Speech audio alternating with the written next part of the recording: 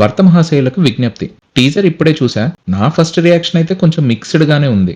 Straight గా చెప్పాలంటే teaser లో థీమ్ కొంచెం ప్రాబ్లమెటిక్. వైఫ్ ఉండగా వేరే అమ్మాయితో రిలేషన్షిప్ యాంగిల్ ని లైట్ కామెడీలా ట్రీట్ చేయడం కొంచెం అన్కంఫర్టబుల్ గానే అనిపించింది.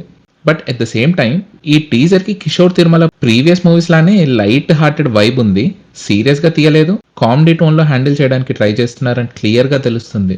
ఇంకోటి, ఈ మూవీకి మాస్ మహారాజ్ అనే ట్యాగ్ ని రవితేజ గారు తీసేశారు అని విన్నా నాకది ఒక గుడ్ డెసిషన్ లా అనిపించింది.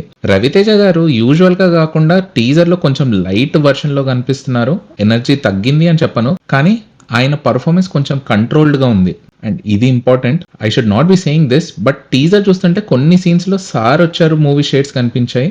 హోప్ఫుల్లీ మూవీ అలా రిపీట్ అవ్వకుండా ఫ్రెష్ గా హ్యాండిల్ చేస్తారని ఎక్స్పెక్ట్ చేస్తున్నా. ఓవరాల్ గా చెప్పాలంటే టీజర్ వైబ్ ఓకే, కానీ థీమ్ మీద క్లారిటీ రావాలి. కామెడీ కోసం ఇష్యూని ట్రివియలైజ్ చేయకుండా ఎలా డీల్ చేస్తారో చూడాలి. మూవీ రిలీజ్ అయ్యాకే మనకి రియల్ పిక్చర్ ఏంటో తెలుస్తుంది.